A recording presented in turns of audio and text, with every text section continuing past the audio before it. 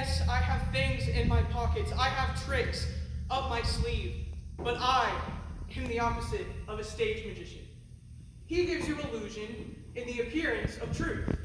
I give you truth in the pleasant disguise of illusion. The play is memory. Being a memory play, it is sentimental. It is not realistic. I am the narrator of the play and also a character in it. The other characters are my mother, Amanda, my sister, Laura, and a gentleman caller who appears in the final scenes.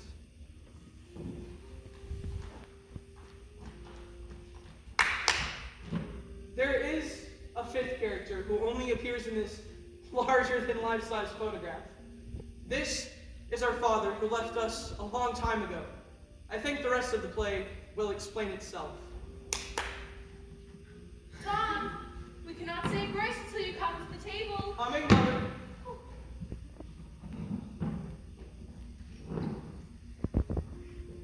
Eat your food leisurely, son, and really enjoy it.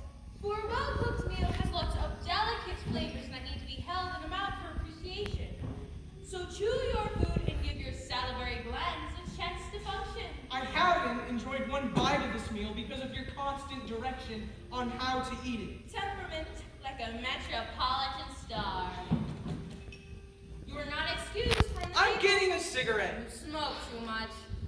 I want you to stay fresh and pretty for a gentleman caller. I'm not expecting any gentlemen callers. No, sometimes they come when least expected.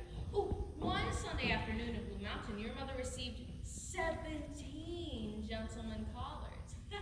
Sometimes there weren't even enough chairs to accommodate them all. How did you entertain all those gentlemen callers? I understood the arts of conversation. I bet you could talk. Girls in those days knew how to talk. I can tell you. What did you talk about? Things of importance going on in the world. Nothing coarse, common, or vulgar. Mother, let me clear the table. No, dear. You go in front and study your typewriter card. Or practice your writing a little. I want you to stay fresh and pretty for any gentlemen callers. How many do you suppose will entertain this I afternoon? don't believe we're going to receive any, Mother. Not one, not one. You must be joking. Not one gentleman caller? There must be a flood. There must have been a tornado. It isn't a flood, it's not a tornado. I'm just not as popular as you were in Blue Mountain. Mother is afraid I'm going to be an old maid.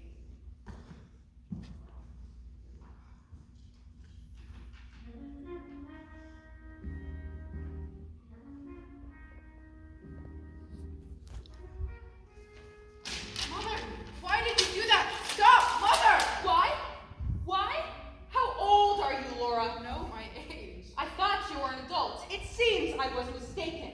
Stop staring at me. What is going to become of us? What is the future? Wish you would tell me what's happened. I stopped off at business college to speak to your teachers about your having a cold and ask them what progress you've been making out down there.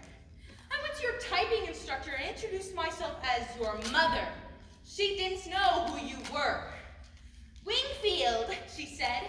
We don't have any such student enrolled at the school. $50 tuition. All my hopes and ambitions for you just gone. Up the spout like that. What? Are we only going to have to depend on dependency all of our lives? What? Oh. I swear, that is the only alternative I can think of. It isn't a very pleasant alternative. Of course, some girls do marry. Lord, please, haven't you ever liked a boy? Yes, I like one once. I came across his picture a while ago. He gave you his picture? No, it was in the yearbook. Oh, a high school boy. His name was Jim. He must have had a jolly disposition. He used to call me Blue Roses. Why did he call you such a name as that? When I had that attack of chlorosis in my leg, he asked me what was the matter when I came back. I said chlorosis, and he thought I said Blue Roses. So that's what he always called me after that. Anytime he'd see me, he'd holler, "Hello, Blue Roses."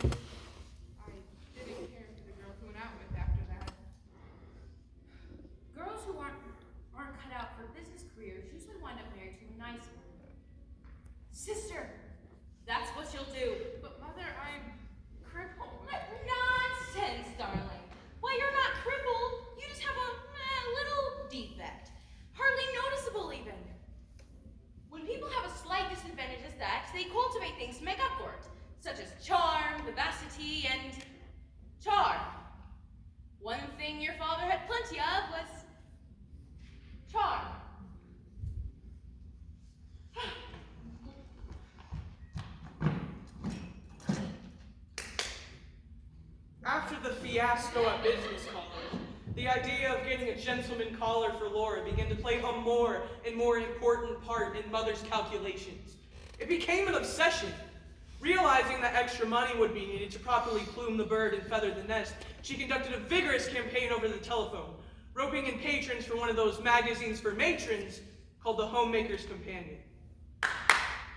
Hi, Scott. This is Amanda Wingfield. How is that sinus condition? Horrors! Heaven have mercy. Well, I just have happened to notice that your subscription to the companion is about to expire. Yes, it expires within the next issue, honey. Just when that wonderful... Heavens! I think she hung up.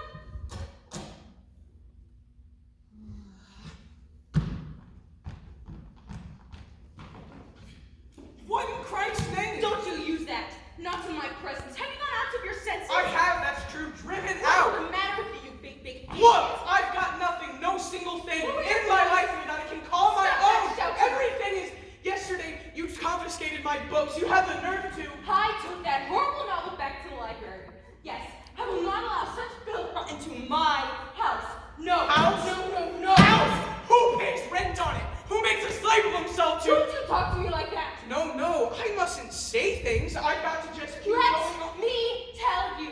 Nobody goes to the movie night after night. Nobody goes to the movies as often as you pretend to. And nobody in their right mind goes to the movies at nearly midnight. And movies do not let out at 2 a.m. What right do you have to jeopardize your job? Jeopardize the security of us all? Where do you think would be? Listen! You think I'm in love with the Continental Shoemakers? You think I'm crazy about the warehouse? I would rather somebody picked up a crowbar and battered out my brains than go back mornings. But I go every time you come and yelling that damn rise and shine, rise and shine. I say to myself how lucky dead people are. But I get up. I go for $65 a month. I give up all that I dream of doing and being ever. And you say self's all I ever think of. Why, listen, Mother, if self's what I thought of, I'd be where he is. Gone. Where are you going? I'm going to the movies. I don't believe that lie.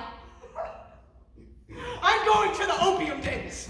Yes, opium dens, dens of vice and criminal hangouts. I've joined the Hogan gang. I'm a hired assassin. I carry a Tommy gun and a violin case. They call me Killer Wingfield. I'm leading a double life. A simple, honest warehouse worker by day. By night, a dynamic czar of the underworld. On occasions, they call me El Diablo. Oh, I can tell you things to make you sleepless. My enemies plan to dynamite this place. They're gonna blow us all sky high some night, and I'll be happy, very happy, and so will you. You'll go up on a broomstick, over Blue Mountain with 17 gentlemen callers, you ugly, babbling old witch. Glass.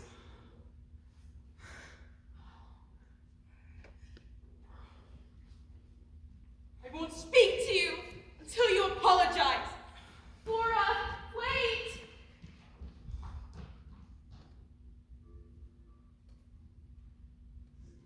Rise and shine! Rise and... I'll rise, but I won't shine. Tom, it's nearly 7. Don't be nervous. Tom, speak to Mother. Make up with her. Apologize. Speak to her. It's her who first started not speaking to me. You just say you're sorry, she'll start speaking to you. Her not speaking, is that such a tragedy? Please. Do what I asked you, will you? Will you?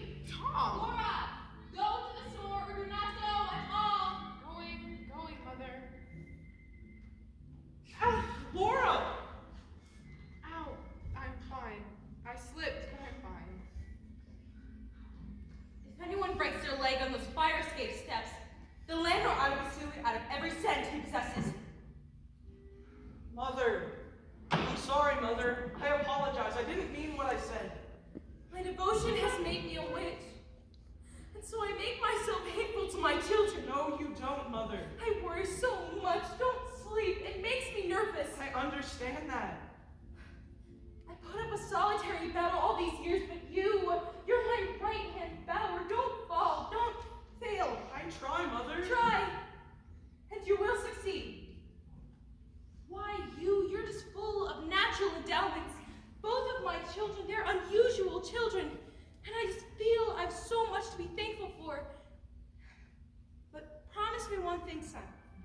Mother.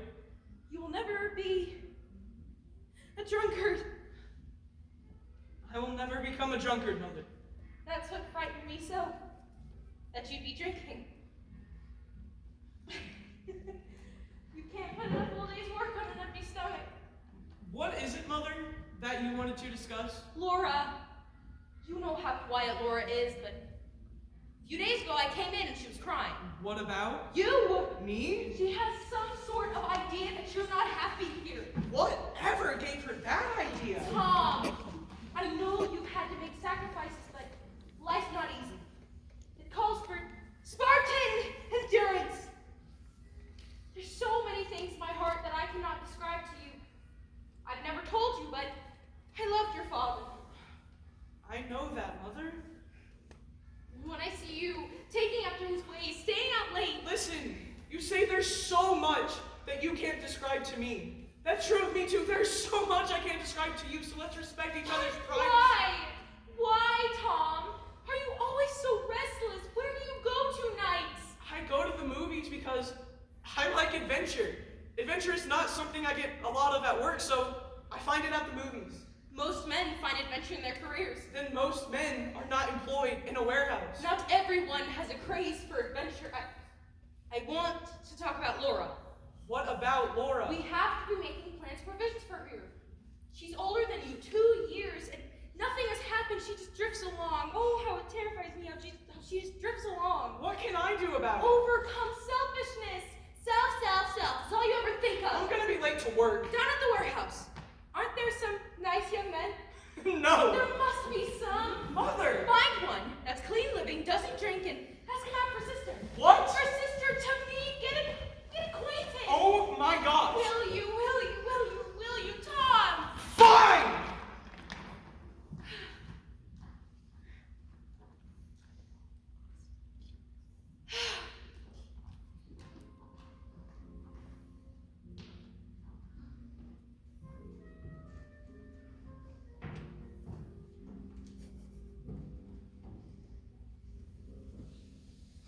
The moon. Is there a moon this evening? Uh-huh. What did you wish for? That's a secret. Secret, huh? Well, then I won't tell mine either. I bet I can guess what you wished for. I thought perhaps you wished for a gentleman collar for Laura. Why would you say that? Remember asking me to fetch one? You mean you asked a nice young man to come over? I did. You did. Did he accept? He did. Well, that's lovely. I thought you would be pleased. Soon? Very soon. He's coming over tomorrow for dinner. Tomorrow gives me no time! Time for what? Preparations! I want things nice, not sloppy, not thrown together. I'll certainly have to do some fast thinking, won't I? I don't see why you'd have to think at all. Do you realize this is the first young man we've introduced to your sister? This man is no one to make a fuss over. Well, of course I have to make a fuss.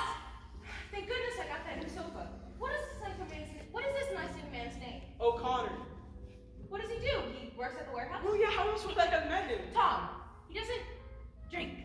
What's that got to do with anything? Your father did. Don't start on that again! Tom, you're the only young man that I know who ignores the fact that the future becomes a present, the present becomes a past, and the past turns into everlasting regret if you don't plan for it. Shall I call him up and ask him right this minute? No. You need to make discreet inquiries at the proper moment. When I was a girl on Blue Mountain and it was suspected that a young man drank, the girl whose attention he had been receiving would speak to the minister of the church, or rather her father would if her father was living, and sort of feel him out of the young man's character. That is the way some things were handled from keeping a young woman from making a tragic mistake. Then how did you make such a tragic mistake? That innocent look of your father's had everyone fooled. He smiled. The world was enchanted. Character's what to look for in a man. He goes to night school. Splendid! What does he do? Study. Radio engineering and public speaking. Then he has visions of being advanced in the world. Any young man studying public speaking is aiming to have an executive job someday. One small thing, Mother. I didn't mention Laura. I didn't tell him that we had any dark, ulterior motives. I just invited him to dinner. He said yes, and that was it. That was the entire conversation. I bet it was. You're as eloquent as an oyster. However, he will know about Laura once he gets here. And once he sees how lovely, sweet, and pretty she is, he'll thank his lucky stars he was asked to dinner. Laura is different from other girls. I think the difference is all to her advantage. She lives in a world of her own, a world of little glass ornaments that may come across as peculiar to someone who's not from the house. What makes her peculiar, may I ask? She lives in a world of her own with little glass and... Where are you going? I'm going to the movies. Not to the movies. Every night to the movies. Laura! Oh, Laura! Coming, Mother. A little silver slipper of the moon. Look over your left shoulder, Laura, and make a wish. What should I wish for? Happiness. Good fortune. Come on, Laura. Okay, Mother. Go, go, go, go.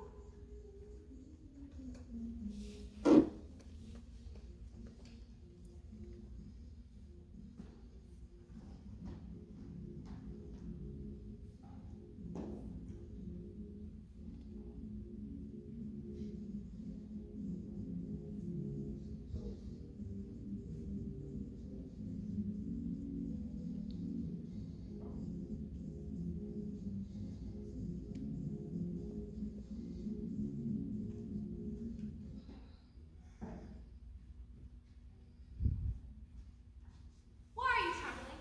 You made me so nervous, Mother. How have I made you nervous? Why all this fuss? You make it seem so important.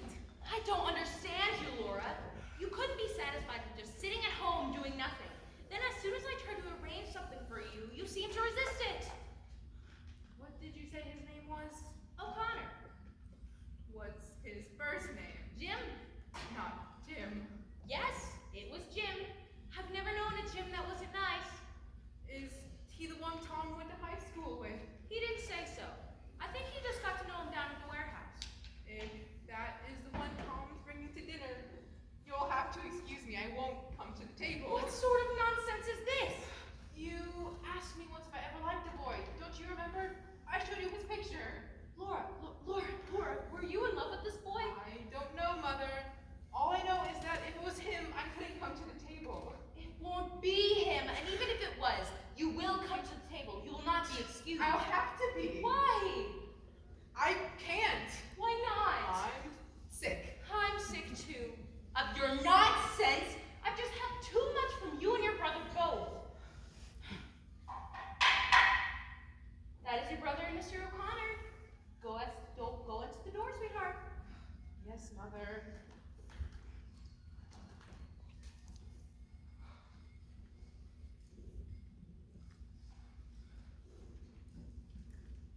Laura, this is Jim. Jim, this is my sister, Laura. I didn't know Shakespeare had a sister. Huh. How do you do? Okay. Shy. Huh. It's unusual to be a shy girl nowadays. Say, you never mentioned you had a sister. You know what, Shakespeare? I'm going to sell you a bill of goods. Huh? Course I'm taking. What? In public speaking. You and I, we're not the warehouse type. You ever ask yourself the difference between me and you and the men down front in the office? Is it brains? No. Ability? No. Then what's that one thing? What is that one little thing? It primarily amounts to social poise. Being able to stand your own on any social level. Tom, Yes, Mother? is that you and Mr. O'Connor? It is, Mother. You just make yourselves comfortable in there. Oh, ask Mr. O'Connor if he'd like to wash his hands. Oh, no. No, thank you. I took care of that at the warehouse. Now, Tom, Yeah. Mr. Mendoza's been talking about you. Favorably, What do you think? I'm planning to change. I'm about to move. Move. Yeah. When? Soon. Where? Where? I'm boiling inside. I know I appear dreamy at the warehouse, but inside, I'm boiling. Every time I pick up a shoe, I think about how short life is, and I don't know what it means, but I know it's not shoes except for something to wear on a traveler's feet. Look, The Union of Merchant Seamen. I paid my dues this month instead of the light bill. You'll regret it when they turn the lights off. I won't be here. And what about your mother? Mother is not yet acquainted with my plans. Well,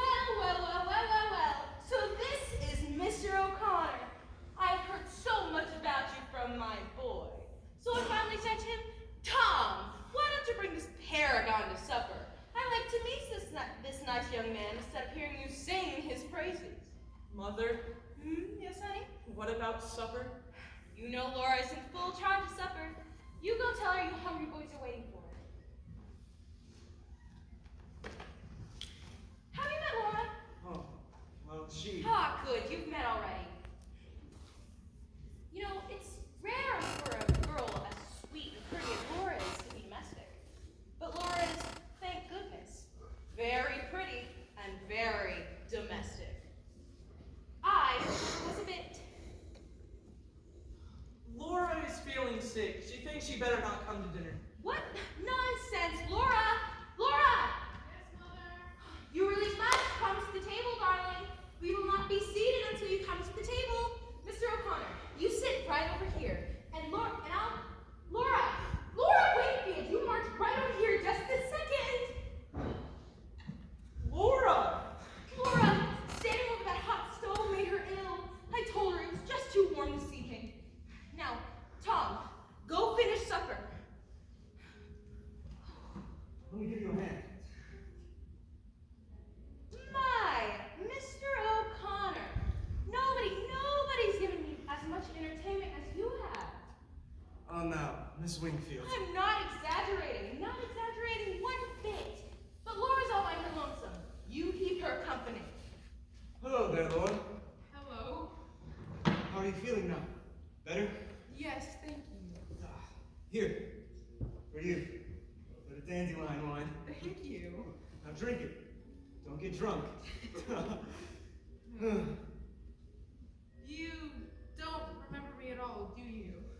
I had a feeling. I was about to remember your name, but the name I was about to call you, it wasn't a name.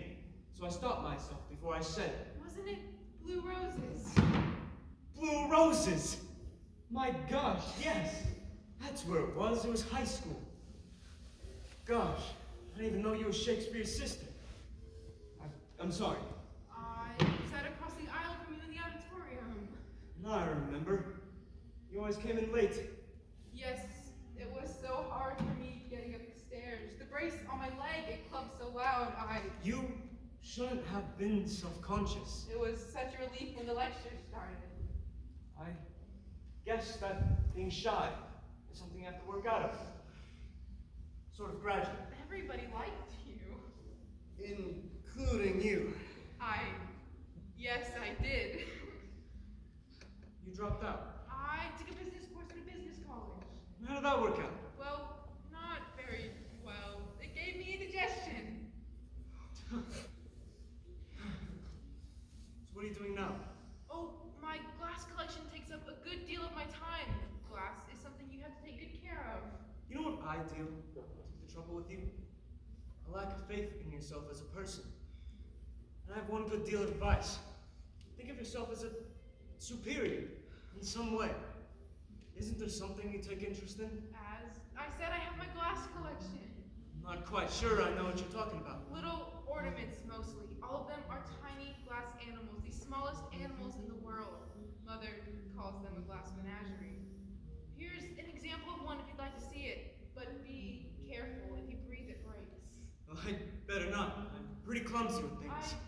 trust me. There, you're holding him. Hold him up to the light. He loves the light. You see how it shines through him? What is it supposed to be? Don't you see the horn on his forehead? Unicorn. Thought they were extinct in this modern age. Poor little fellow. He must feel sort of lonesome.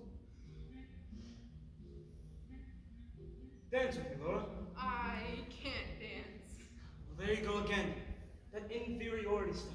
Come on, try. I step on you. I'm not made out of glass. Now, Laura. Just let yourself go. Now, Laura. Let yourself go. I'm trying. There you go. Loosen the backbone a little bit. Oh my goodness. That's a lot better. Did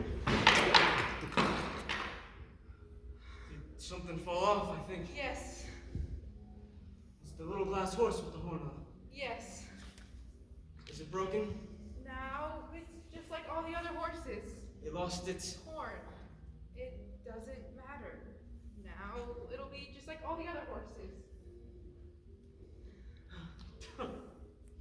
That's very funny. Glad to see you have a sense of humor. Has anyone ever told you you were pretty? A different way from anybody else? I wish that you were my sister. I'd teach you to have a little bit more confidence in yourself. You're blue roses. But blue is wrong for roses. It's right for you. You're pretty. In what respects am I pretty? In all respects. Laura, believe me. I'm talking to you sincerely. Somebody out to build your confidence up, Laura. Somebody out to kiss you, Laura.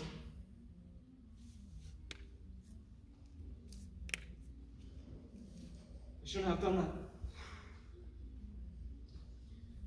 I was way off beam. Here for a mint, peppermint, lifesaver.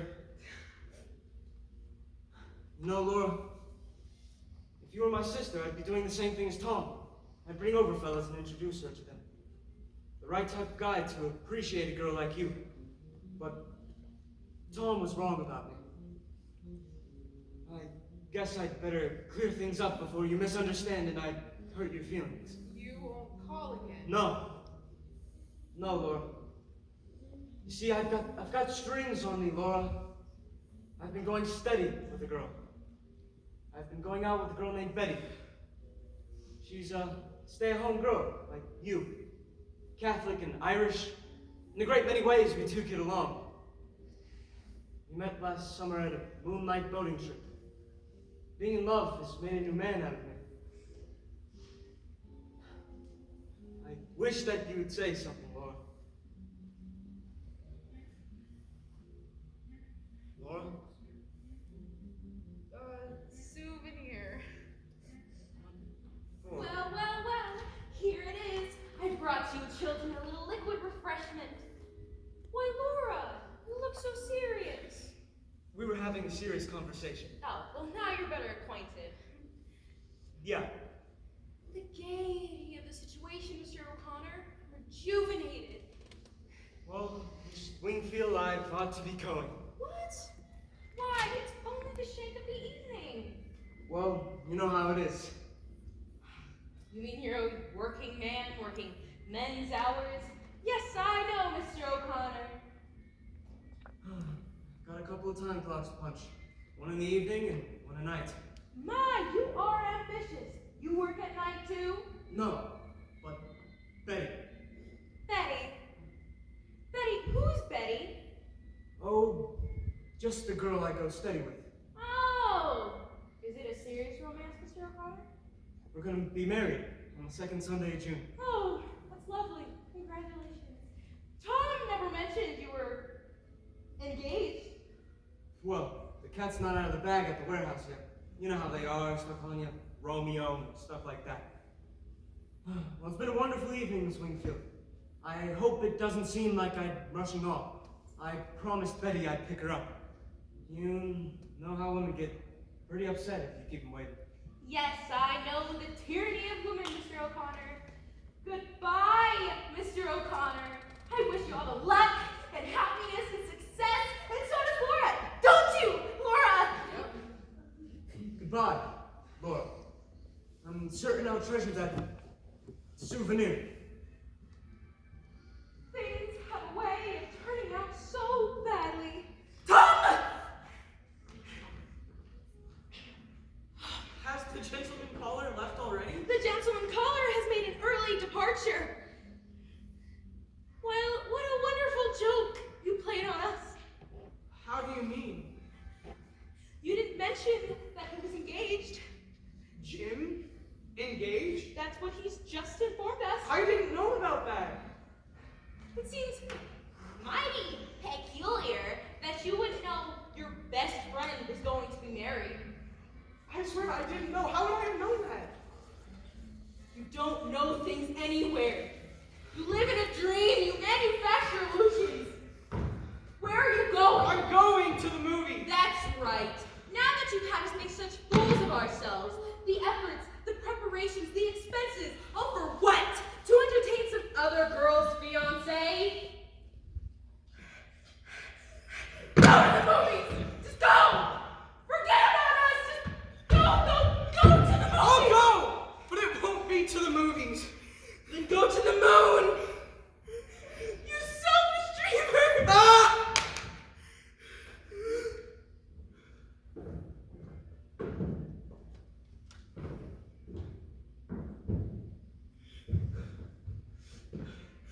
didn't go to the moon. I went much further, for time is the longest distance between places. I descended down the steps of this fire escape one last time, following in my father's footsteps, attempting to find in motion what was lost in time. I would have stopped, but I was pursued by something. It always came upon me unaware. A familiar bit of music. A piece of transparent glass. Then, all at once, my sister reaches out and touches my shoulder. I turn around and look her in the eyes. Blow out your candle, Laura.